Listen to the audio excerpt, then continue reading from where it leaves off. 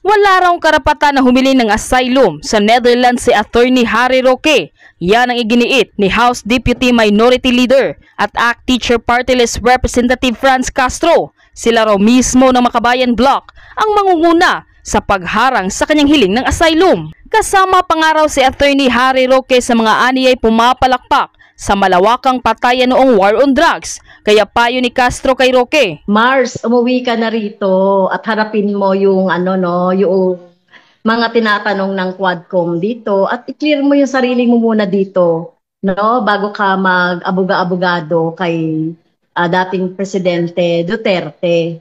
So, karapatan mo naman yan na mag-abogado, pero dapat harapin niya muna yung mga questions ng members ng Quadcom dito. At ma-clear out niya yung kanyang relation, no?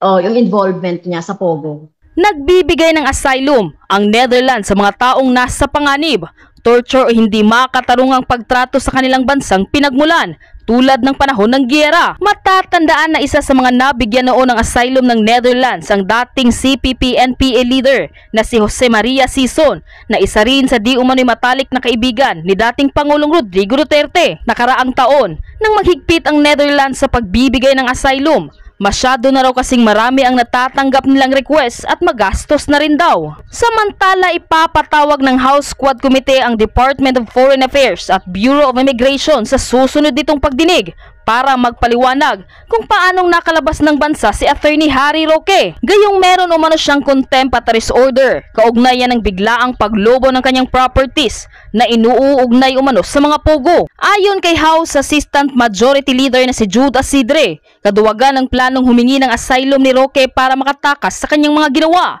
Para naman sa Malacanang, malinaw na wala umanong political prosecution na ginawa laban kay Roque. Si Senate President Chis Escudero naman sinabing karapatan umano ni Roque na humiling ng asylum, pero nakasalalay pa rin daw sa Netherlands ang desisyon. Pero nito lamang nakaraang araw nang kinumpirma ni dating Presidential Spokesperson Attorney Harry Roque na meron na siyang sertipikasyon bilang ganap na asylum seeker ng Netherlands. Sa social media, ibinalita ni Roque na hinintay niya lamang ang paunang panayam sa kanya bilang bahagi ng proseso nito.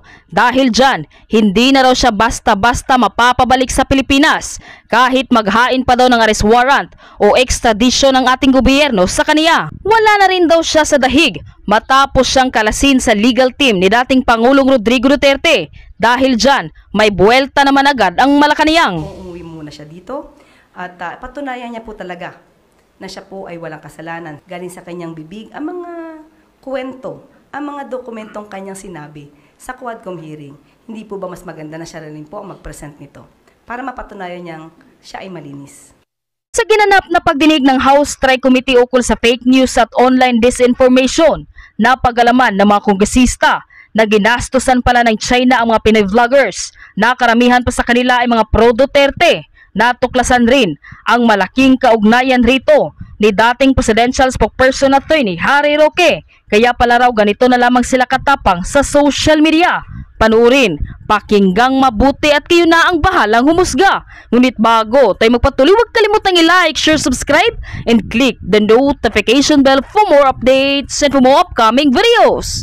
Maraming salamat! Feb 7, my Facebook was deactivated, so I created a new Facebook account just probably a week ago or less than a week ago. Maliban sa Facebook, ano pong mga social media platforms pang yung ginagamit? I use TikTok but sparingly, that's it. Tinuturing nyo ba na trabaho in addition to your professional affiliations itong pag-post nyo o paggamit nyo ng social media? Personally, no, because I don't earn. My accounts are not monetized. But because I'm the social media head of Manila Bulletin, I have to be on top of what's happening on social media. So you consider, again for the record, na your social media activities in a way complement your professional affiliation with Manila Bulletin? I would say so, because if you're a journalist, if you're a writer, if you're an editor, you listen to what people are saying on social media because that's how you get the pulse of the people. Okay, thank you. Kailan ka nagsimula sa social media, if you still remember? I'm sorry, I don't remember. Probably as soon as Facebook was created, I think maybe a year or two after I had an account. I don't remember exactly when. So how do you decide on choosing your topics for your content? My personal content, Yes, for your personal account. I don't decide. Facebook has a what's on your mind field, and what's on my mind in that moment is what I write about. So you would say that all this are simply random, spontaneous thoughts that you have over. Yes. So, do you consider yourself, tinuturing mo ba sarili mo na influencer in addition to your professional role as a journalist? I do not know. I'm not a self-identified influencer. I cannot say that I am an influencer, even if I do have a modest following that's below 500,000, because I don't do lives, I don't do YouTube, I have never gone. I only write on Facebook, that's it. I only write on Facebook. I don't do YouTube, I don't do lives, I don't do podcasts, so.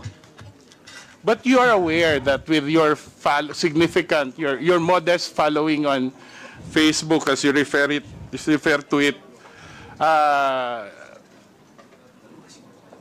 gives you a considerable audience to your postings. Are you aware of that? Not more than the others. Yes, I do have a modest following, but not more than the others. But are I'm you- not in the level of Thinking Pinoy, Sasrogando Saso, at Maharlika. I could still go around. I could still go around not recognized by people. So no, I'm not an influencer because people don't know me, but I have a voice. Let's put it at that. I have a voice. But then again, I'll bring back the question.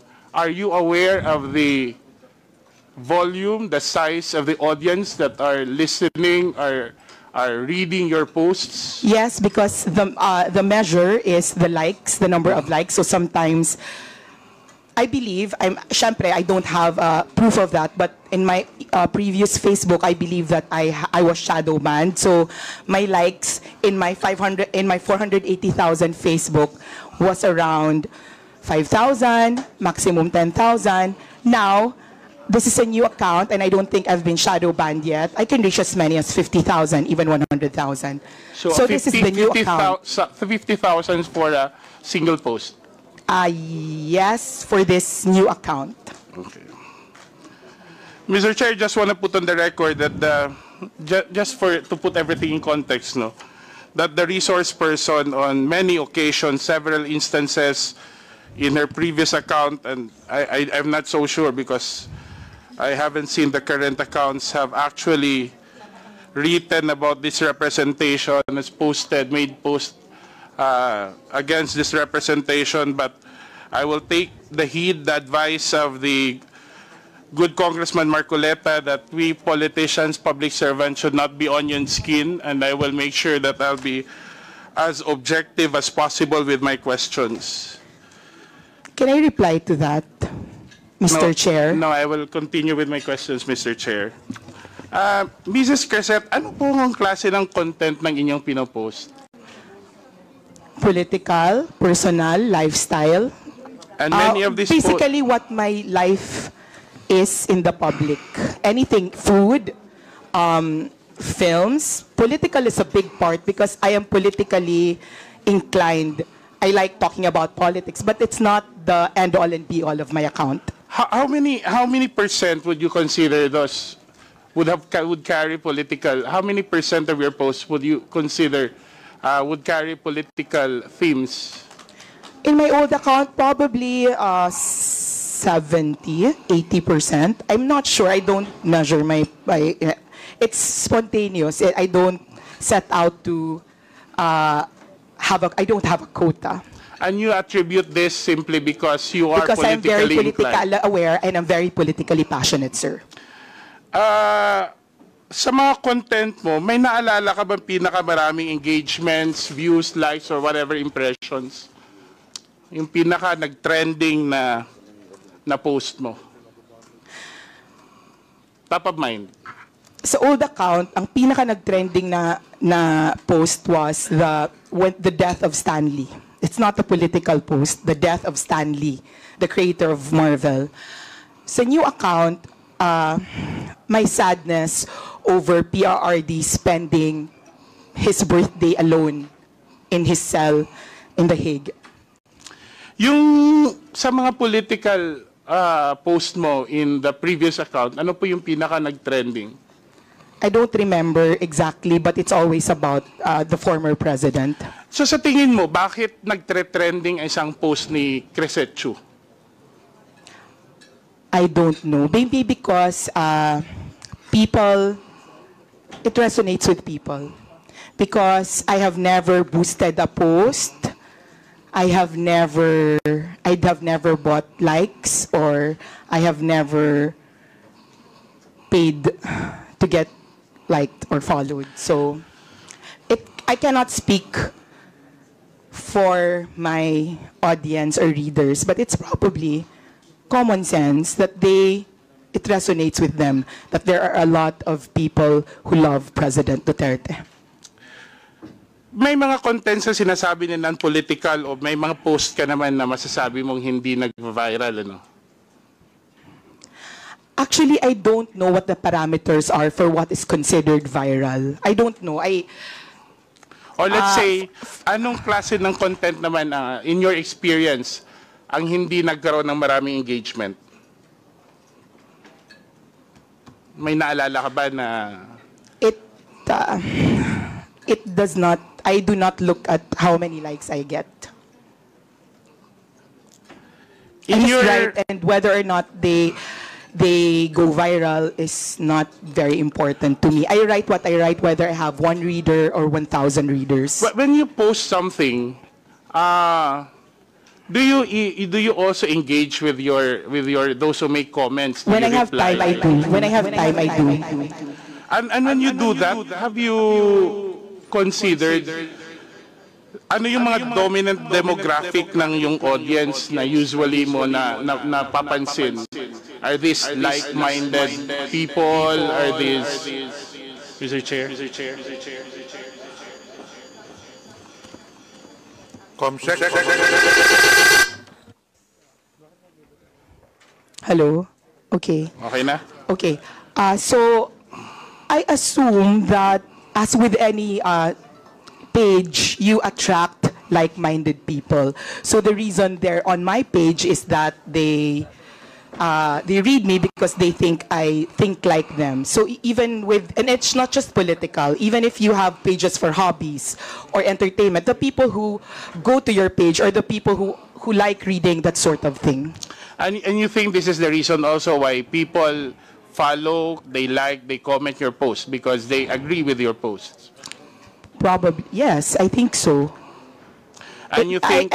But just to clarify, I also have people who go to my posts just to oppose what I say. So it's not as if it's an echo chamber. It's not. Because there are people who go to my page and there are people who are trolls. And when you look at their accounts, those are new accounts, locked profiles, and they say the same thing. So it's not there's no echo chamber in today's social media because there are trolls on pages and there are people who oppose what you say. It's good that you pointed that out, but let me ask, do you think in your engagement with those who are posting, with your post, you think that the content of your post actually influence the minds of other social media users? Have you ever found yourself quoted, reposted, shared in other social media accounts? Yes, they are, but I always maintain that they would not be reading my page if they were not already feeling or thinking what I'm feeling. And a lot of the feedback that I get is that people saying, you articulate what I am feeling, except that I do not have the words or the talent to say that. So I think majority of my readers are those people who want to express their frustrations or express their hopes, and are not just, I do not have my writing skills. It's good that you mentioned about feedback. So have you ever received feedback that people are actually saying, it's good that you exposed this, that you wrote about this because I'm learning, I'm I get to know what's happening. I get to understand the issue more. Yes, but that's not specific to social media. I am an editor, and if I write articles for the newspaper, it's always all the articles that you write, whether they're for social media or for traditional media, you're writing it to expose, inform, entertain, empower. But let me go back to the social media. Let me limit to the social media posts. Have you ever received feedback saying that they have learned, they're thankful that you have exposed, they have learned something, they've been influenced by the information that you posted in your social media account? Sir, I do not think that I am at the level of investigative journalist who have exposed something. I just say what unfortunately, I'm not that kind of journalist who can do exposés. So unless it's something of my personal knowledge, I don't think that somebody has thanked me for exposing something. So are you sure that in your social media posts, whether in your previous posts or not, you have not exposed any public official or agency of the government whatsoever? Remember, you're under oath. Not that I remember, and I know that I'm under oath. I don't remember anything exposing a public. And if I'm going to do it, I'm going to do it in my job for Manila Bulletin, not on my page. So I am more protected by my office. I will go back to the question. Ibig sabihin ba sa social media posts mo, wala kang sinabi na nag-e-expose ka sa sino mang opisyal o ehensya ng gobyerno tungkol sa in the conduct of their official duties? I don't remember any exposés I've done. Mr. Chair, is it possible that the committee subpoena Meta for a copy? I understand that Meta keeps a digital copy of all the postings over a considerable time. I move that we subpoena the social media posts of Mrs. Crisette Chu. There's a motion. Any second? Second. Any objection? There being none, motion is approved. Thank you, Mr. Chair. I know you're a professional journalist, Crisette, and I know you're well trained and you studied abroad, and you have a good appreciation of what it takes to be a journalist. By referencing from that, would you describe the extent of your influence? How would you describe the extent of your influence online, and what responsibility do you think comes with that influence? I am I'm not comfy with the idea that I am responsible for something because I just write. As I said, I'm very careful before all these things. Before, sir, Mr. Chair, before I was included in the top 40 vloggers, fake news, Pogo funded, I have never spoken my politics. Not on YouTube, not on Facebook. I just write. So I don't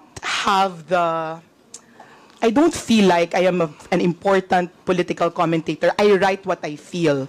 But I'm not one of those people na people will think about because I have discussed it. I have engaged with other people. I write what I say. I write what I think, and that's it. Sometimes I answer the comments on my page, but that's the limit of my political conversation. So if you're going to ask me what I think my influence is, then I cannot answer it. Maybe it's better to ask other people if they're affected by what I write and if they feel like I influence them.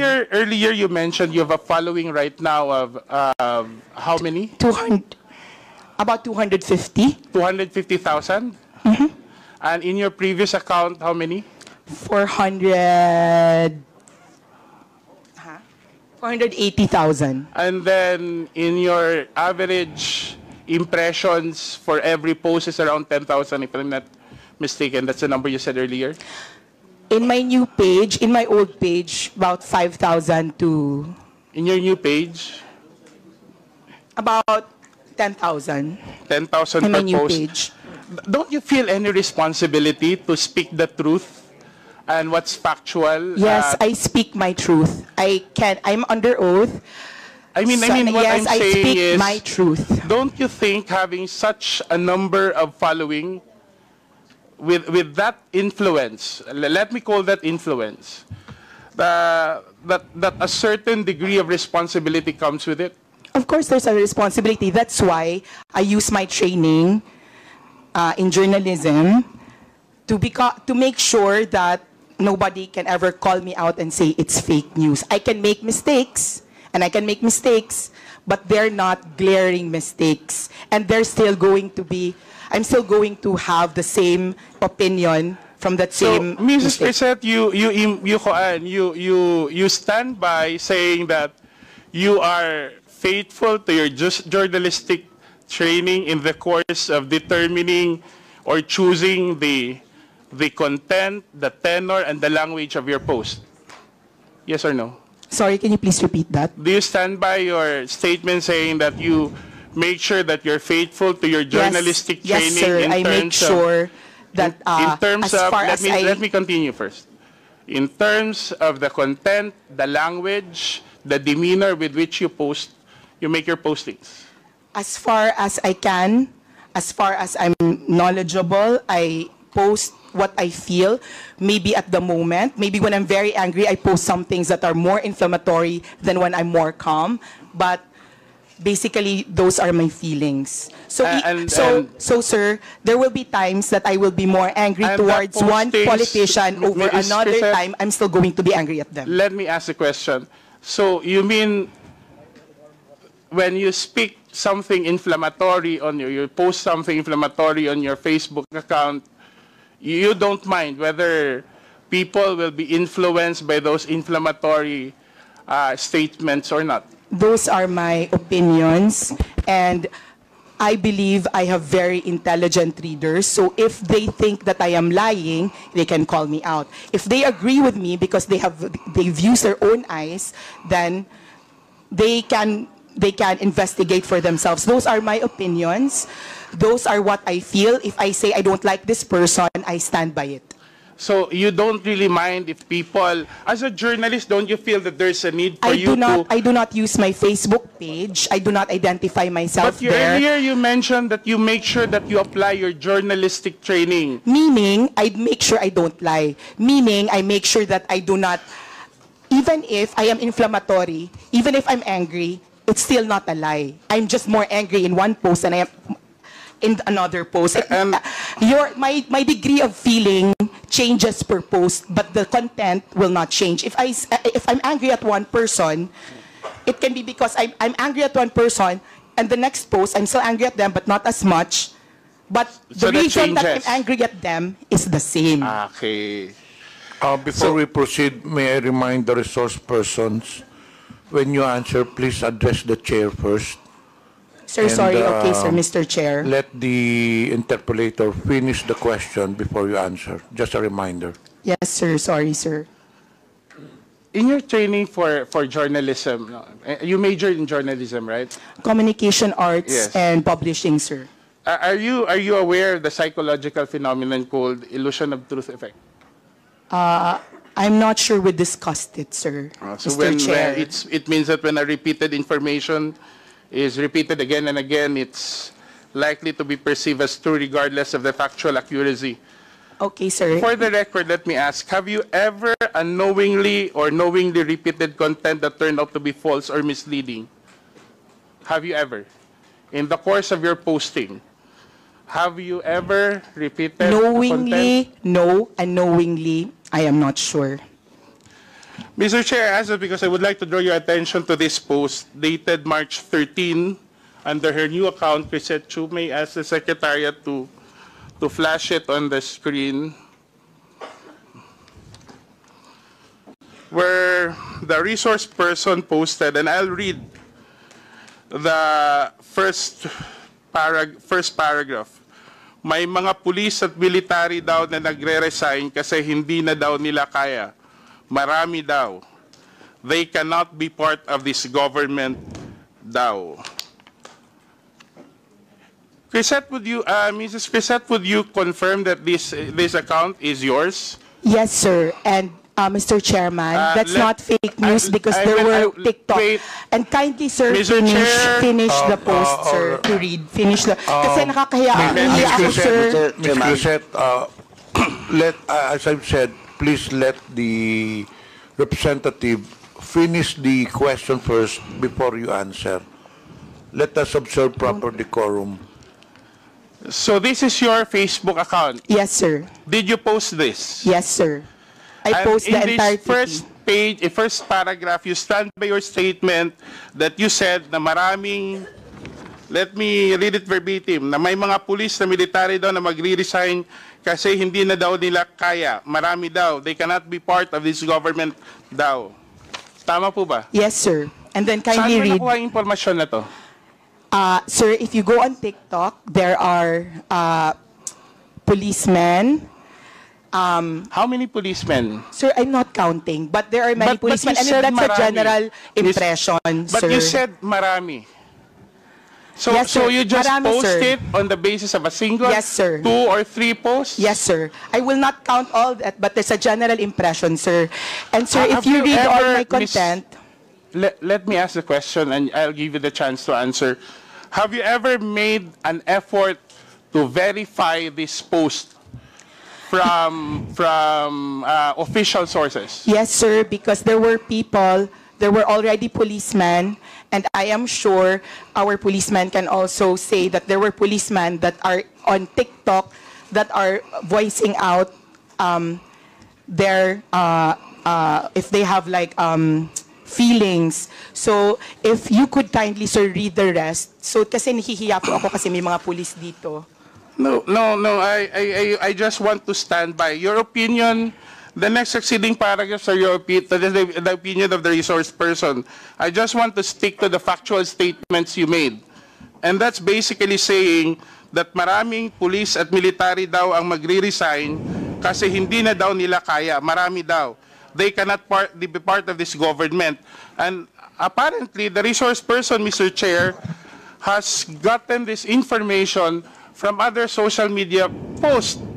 And on a critical matter such as this, Mr. Chair, she did not make any effort, or unless you're contesting it, any will effort contest it. to verify it from official sources. Mr. Chair, number one, I made sure to put the word thou because no policeman has ever come out to me. Well, before, but it was in my old when they would talk about their discontent. Earlier you said you don't want to write a lie.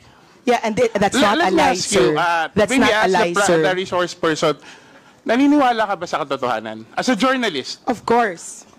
ang pagsasabi ba ng hindi totoo, hindi pagsasabi ng katotohanan, tama, di ba? Mr. Chair, those are the impressions, not No, only of me. I'm asking you, because I want to test if we have the same idea of what truthful is. Yes, sir. Yes, Ang hindi Mr. pagsasabi Chair. ng totoo ay hindi pagsasabi ng katotohanan, di ba? Yes, Mr. Ang hindi Chair, and I pagsasabi ng maintain. totoo ay kasinungalingan.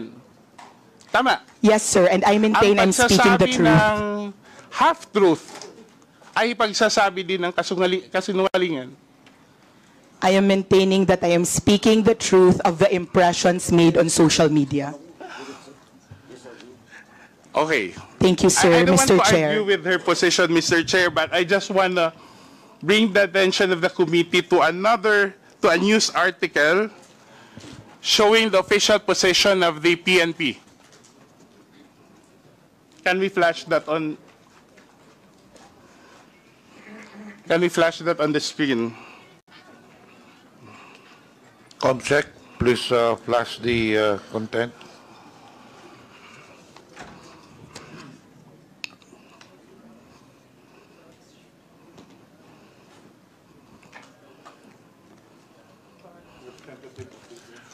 Okay, this is a press release. I think this is a news article from, if I'm not mistaken, from the Philippine Star, saying basically, according to the spokesperson of the PNP, hindi daw totoo ang nasasabing mass resignation ng mga miyembro ng PNP. tiyak po ang pagkakasabi na walang isang miyembro ng PNP ang nagbitiw mula sa kanilang posisyon pagkatapos ng pagka-aresto ni President Duterte. Pinabulaanan nga po niya ang ilang partikular na mga post at larawan na kumakalat sa social media tungkol dito. So have you read this article after your post? Mr. Chair, no, I have not read that article. And Mr. Chair, this article exactly affirms what I said earlier, that the mass impression of laymen like us, civilians like us, that there were mass resignations. The fact that the PNP... But Madam Chair, Mr. Chair, you just said, yet you do not share lies on your post, sir, diba? Sir, I shared, Mr. Chair, that's what I said, kaya ako nag-include ng daw, these were impressions. The fact, sir, that our PNP had to write a press release means kami na wala kaming statistics, these were the impressions that were coming to us. So you're saying that this is something sir, that can I you also just... finish? Okay. Why it's not fair here? Okay, Mr. Chair, does it mean that you have simply written this post out of your personal impressions or the impressions of you believe are posted in other social media without even making sure whether there is enough basis or have made any effort to verify your statements? Mr. Chair, if I am not an insider in the PNP and they had to release that information, it means that they are correcting the general impression of masses like us. The fact that they had to write it means that there's a general impression, and to our policeman here, I would like to and when you make those, Mr. Chair, when you make those impressions, you don't have any regard whether now you find yourself apologizing to the policeman no, here. Sir, the reason I am didn't make any apologizing effort. is because my post was Mr. not Chair, about... Mr. Chair, can I Point of just order. please give me time to explain? Because it's been talked, Ms. sir, Crisette, kindly... in accordance with our rules, as I've said earlier, this will be the third time that I'm telling all the resource persons, let the interpellator finish the question first. And in fact, if I impose the rule strictly, the resource persons can only speak until I recognize you. Thank you, sir. Kung pwede lang patapusin nyo yung tanong bago kayo sumakot para hindi tayo magkakagulo rito. Babalikan ko yung tanong ko. Thank you, Mr. Chair. Ms. Crisette, sa dami ng followers ninyo, in putting out information or posting items such as what has been presented before this committee, are you saying categorically that you do not feel any responsibility for the weight and for the consequences of your posts? Can I answer now? Yes. Okay. Mr. Chair, I am saying that I am merely writing about what I see as the pulse of the masses, which is that they were afraid that there were policemen. That's why also I am very careful that I said thou. And to our honorable policeman, I'm not apologizing because I wrote that. I'm apologizing because you don't know the context of what I wrote. And what I wrote was, please don't resign. Because if you really want to make a difference in our country, you can best do it from the inside. It was not a condemnation of people who were resigning, but a reminder that if you're given a rare opportunity to change something that you do not like, do I it think, Mr. from Chair, the inside. I think, Mr. Chair, the resource person is not answering the question because we want to focus solely on those first two statements, which I think carries a significant weight. Yung pagsasabi na maraming pulis ang nag-resign at nagbibitiw, whether it's daw or what, we're presenting a scenario that could be harmful even to national security. And in fact, if you ask me, personally, there should have been legal consequences for this. I don't know. We have a representative from PNP, so we can hear from it. Mr. Chair, do we have somebody from... Yes, General Torre, can you please General, answer? Mr. Chair, General Torre, have there been any incident of massive resignations following the arrest of the former president? If the qualification for the word massive, sir, is more than the normal, then there's none, sir. But for there are regular resignations, but it's not connected to this issue, sir. Thank you, Mr. Chair. What I'm trying to point out, Mr. Chair, is kung hindi ang isang social media influencer or somebody who uses social media doesn't feel responsible for one's postings, no? At even doesn't consider that whatever effect it may have on the minds of many others na nagbabasa o nakakabasa dun sa mga post niya, I think, Mr. Chair, we're treading in dangerous ground here. Kasi clearly, an audience of 10,000 per post is no small following. And I think, whatever the circumstances are, it's incumbent upon those who use social media to take responsibility for their postings, especially when such matter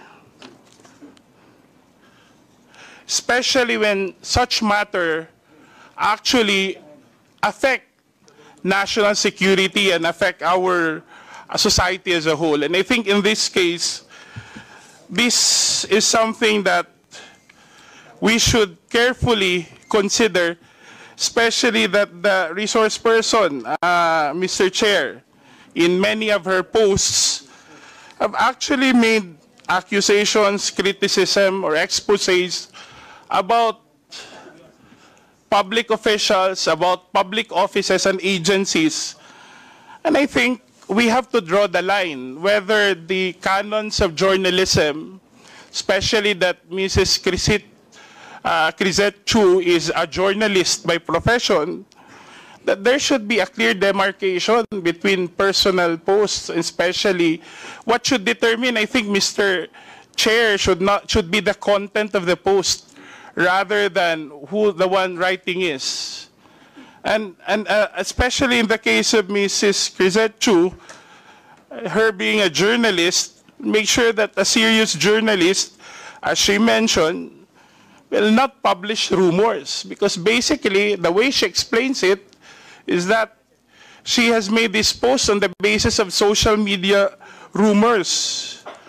The ones who publish social rumors are actually those who are showbiz reporters. So the article on the resignation, and you can see, no, in the following post, there has been no effort, Mr. Chair, to actually verify.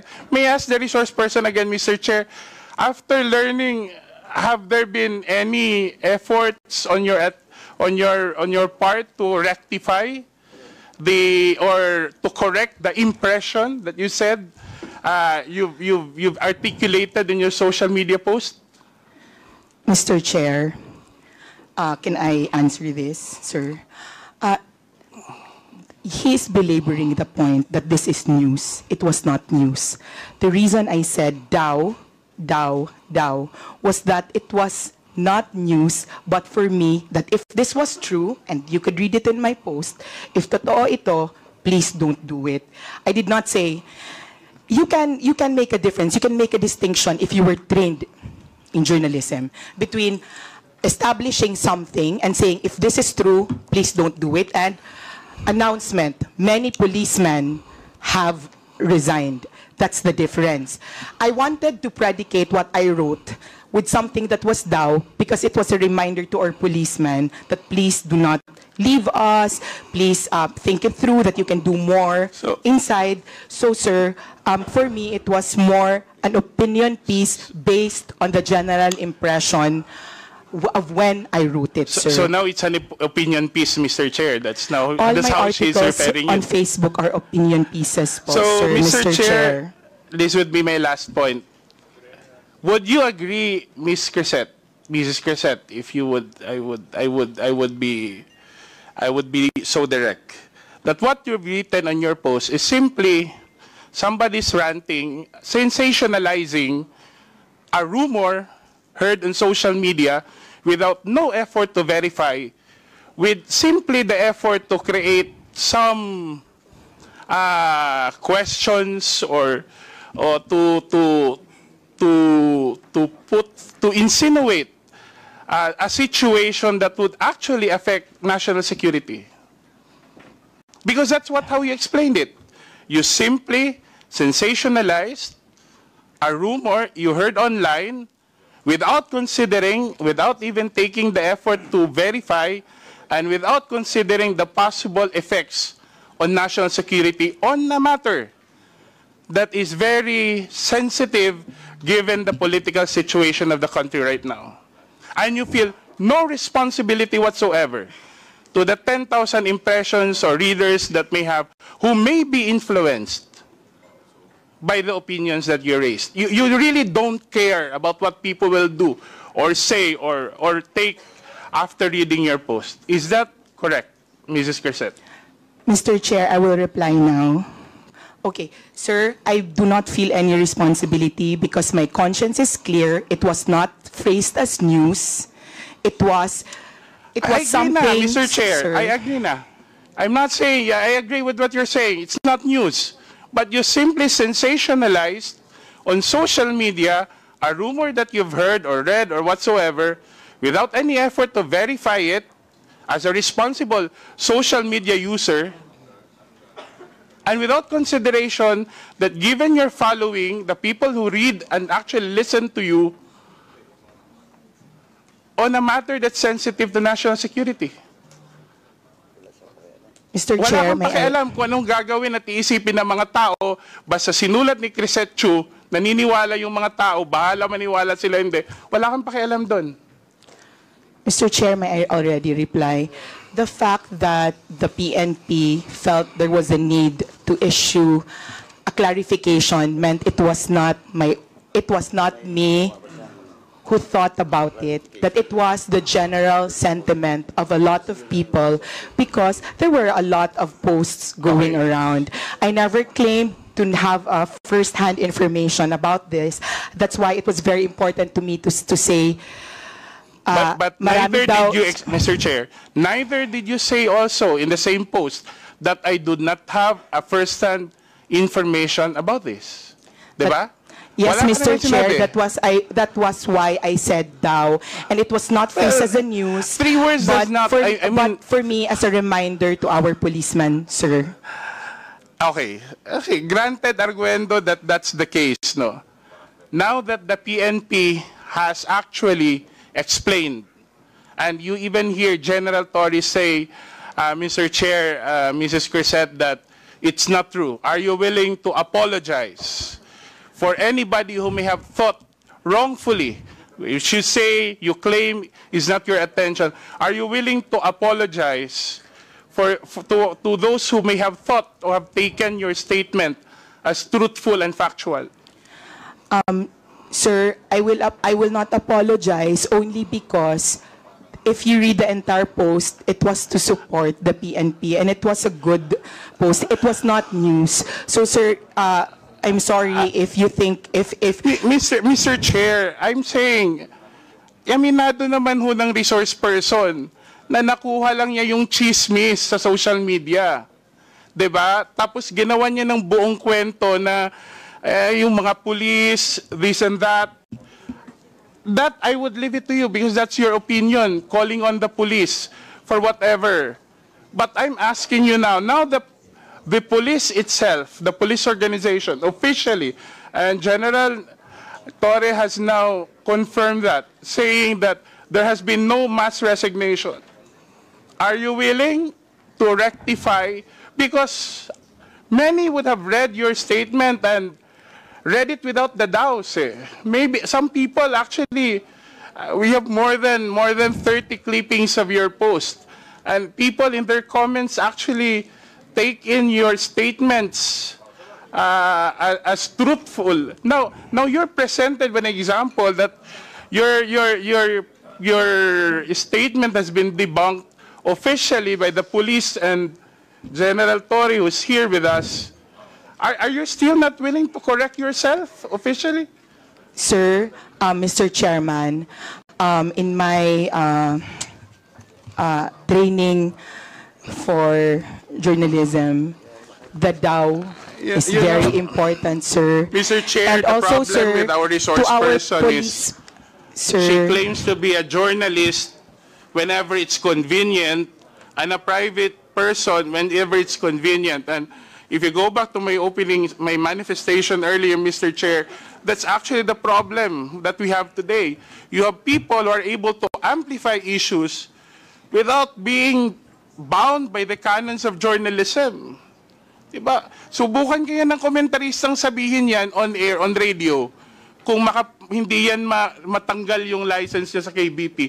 And our social media influence, well, not everyone, but those who are able to peddle on sensationalized news or rumors on the basis of mere rumors, no? I'm not bound by any accountability. Don't even, as the resource person has said, Mr. Chair, doesn't even feel responsible for the consequences of her statements. And I think we're treading on dangerous grounds here. Because, as I said earlier, something that you repeat over and over again, for someone who has a following of 10,000 per impressions per post, 100,000, following 500,000 in her previous account and 200,000 in this current account, that's something that should be considered. Where do we draw the line between one statement and the accountability that he or she must bear for her readers? If this was a matter, Mr. Chair, and I'd like to wind up now, that affects my person, I wouldn't really mind, because I think being criticized openly comes with the job that we have. It comes with being elected to public office. But when it is a matter of national security, when it is a time when the country should be protected rather than weakened by all this misinformation and disinformation, I think we need to draw the line. I think that's all for my question, Mr. Chair. Thank you very much. Mr. Chair, respectfully po, this is what I would like to say, is why a lot of people are afraid to speak out and are afraid of this Mr. hearing. Chair, Kasi yun po yung sinasabing prior restraint na parang natatakot kami to speak out. Because, sir, people are watching us. The Filipinos are watching us. And Mr. I know Chair, they're not stupid, sir. They know what Mr. they Chair, mean by wait. DAO, what we say by Ms. DAO. Crocet, why? Do you feel threatened now? Yes, sir. Are we... Yes, sir, because, sir, may I... yes, sir, I think feel there are threatened many now, people sir. here. I don't think we are harassing you. Sir, not you, sir. Mr. Asidre, sir. Because, sir, may I just share that we have a history because we are both from Leyte. Anyway, yes, sir, and I have been Mr. a Chair, I vocal already, critic, sir. Mr. Chair, if Ms. I may. Crocet, I think Representative Asidre has already finished his Thank you, sir. interpolation. Sorry, so sir. maybe Mr. Chair, I already said in my opening statement that whatever she posted many things about me, but I would not discuss that. But I think, because I think criticisms like that, however unfair it is, comes with the territory of public service. But for someone to comment on national security, for an issue that affects our country, I think that's when you draw the line.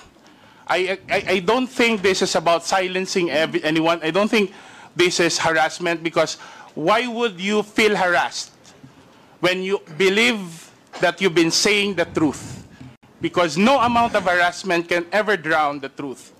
But if you've been using such power and influence to sensationalize, to influence, to manipulate adversely, without taking even responsibility for what you said or wrote, I think that's not silencing someone. That's just putting it right where responsibility, where personal responsibility should be upheld. And that's it, Mr. Chair.